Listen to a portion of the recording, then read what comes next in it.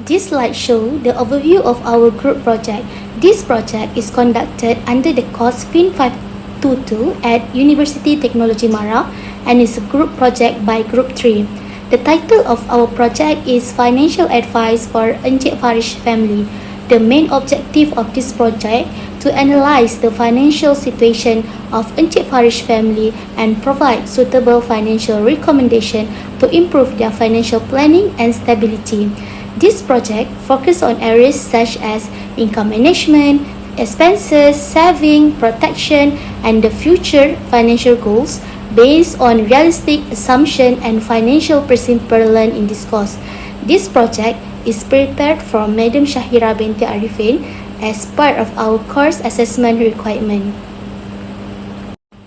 Next, I would like to introduce to our group members. Our group consists of 5 members. First, Hanis Suraya binti Osman. Second, Nur Syafiqah Aina binti Muhammad Nur Azmin. Third, Nurul Amani binti Shaharuddin. Next, Nur Amini binti Nur Azam. And lastly, Nur Afifah binti Jahari.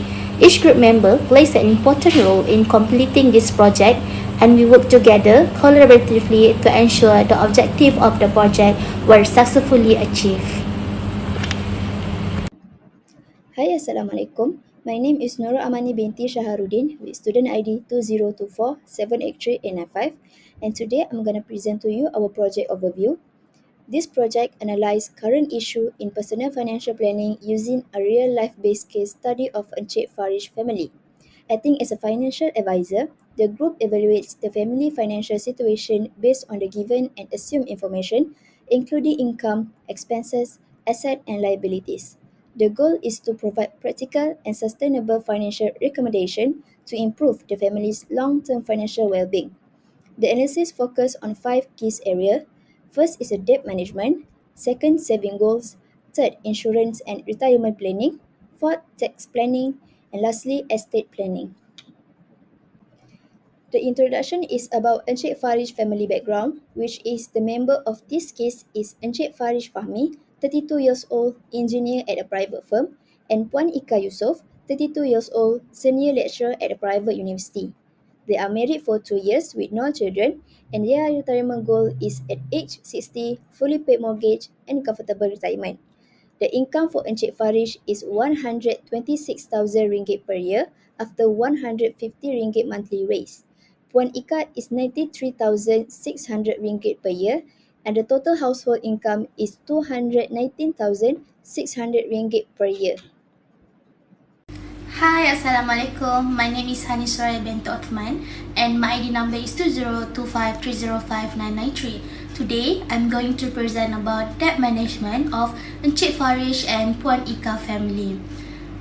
For the first part of recommendation, I will discuss the debt management and how Encik Farish and Puan Ika can be more efficient in handling their management debts. Farish and Ika currently have a mix of good debts and high interest debt. Good debts include their home mortgage, which carries interest rate of 4%. Their car loans, which are financed relatively at low rate between 2.2% and 2.4%. This means that the debts are considered manageable and do not need urgent action. However, there are several high interest and risky debts that need immediate action. Farish has credit card balance of 6,600 with interest rate of 80%, while Ika has an outstanding credit card balance of 3,800. In addition, Encik Farish has taken personal loan 100,000 for Amway business investment, which exposes the family to financial risk if the investment is not performed well. There is also buy now pay later purchase, which is interest free but increase the lifestyle of driven spending. To improve their debt management, I will recommend Encik Farish and Puan Ika to adopt the debt avalanche method. This means They should prioritize paying off debts with high interest rate first, especially credit card, while continuing to make minimum payment of other loans. Encik Farish recently received 1,500 of monthly salary increment, which this increase should be used aggressively to clear their credit card balance. With disciplined payments, both credit card can be fully settled within 6 to 8 months, reducing unnecessary interest expenses. They should also avoid carrying revolving balance in the future. Next, the personal loan for MWay investment should be reviewed carefully. If the returns from the business are lower than the loan balance, Farish should consider partially or early settlement to reduce financial pressure and long-term debt risks. For home mortgage, refinancing is not necessary because the interest rate is already reasonable.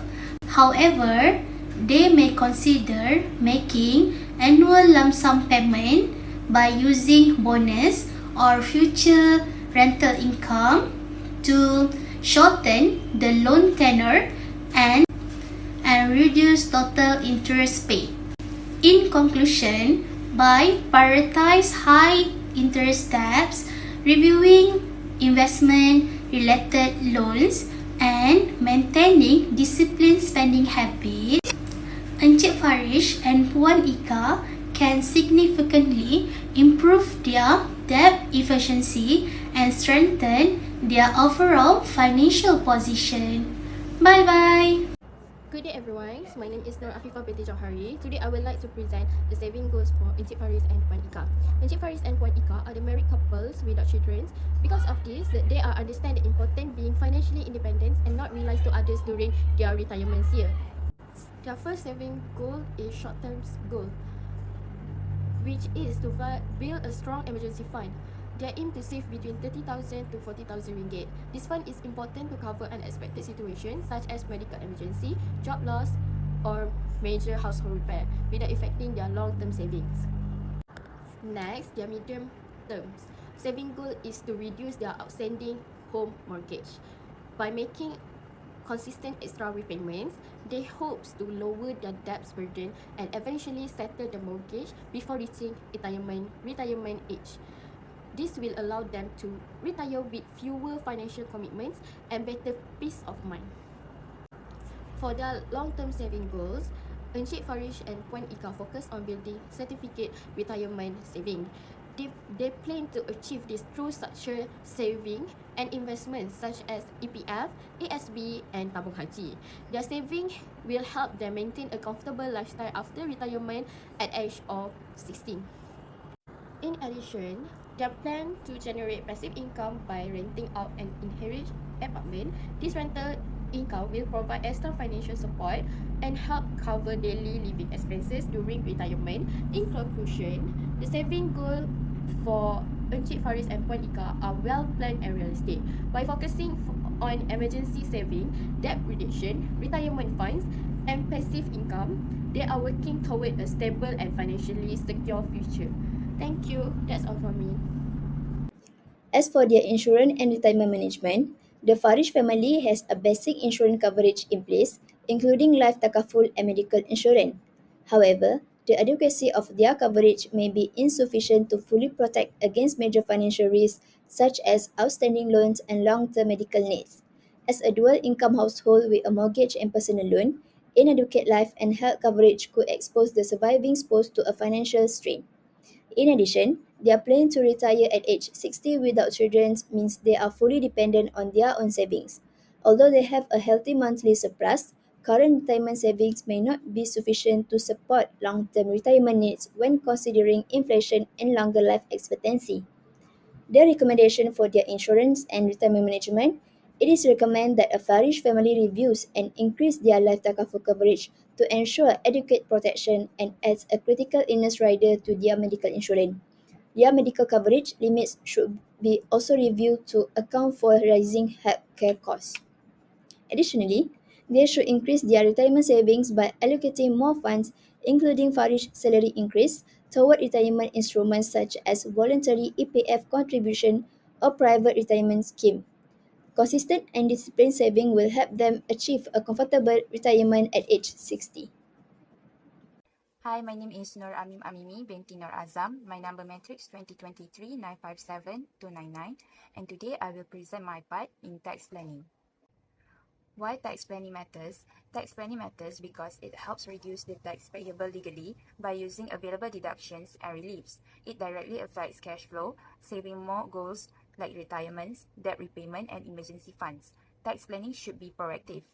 Therefore, Malaysia's tax system offers a variety of reliefs that reduce chargeable income, including many that apply directly to Farish and Ika's finances.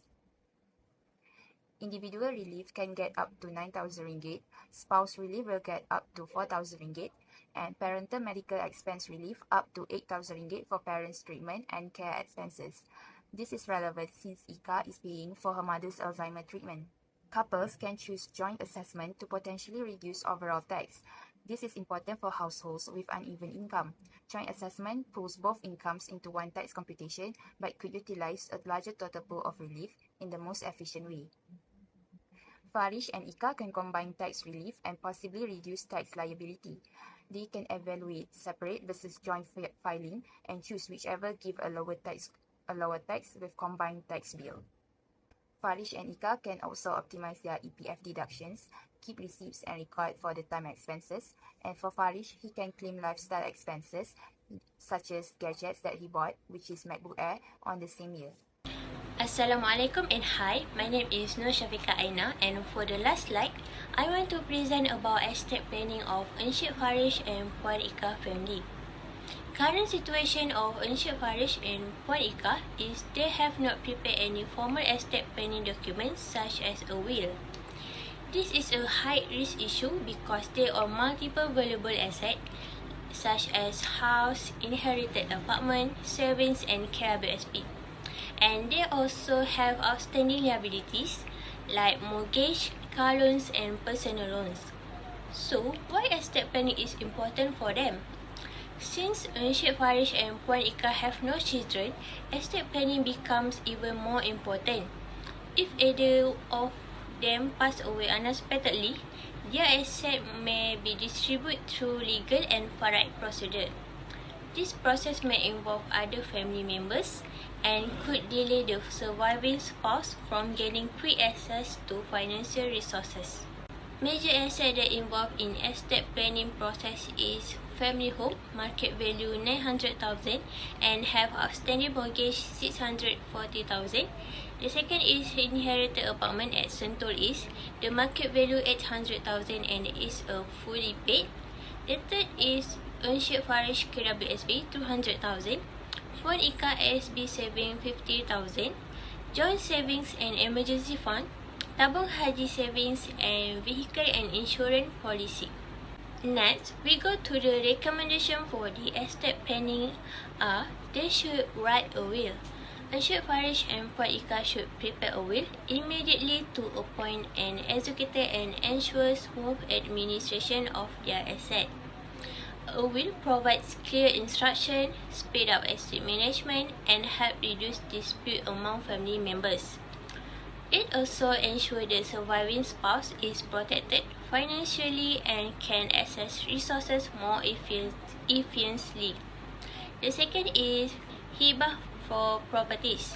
Since their major asset involve properties, they should consider hibah, especially for the family home under Encik Farish name and the inherited apartment.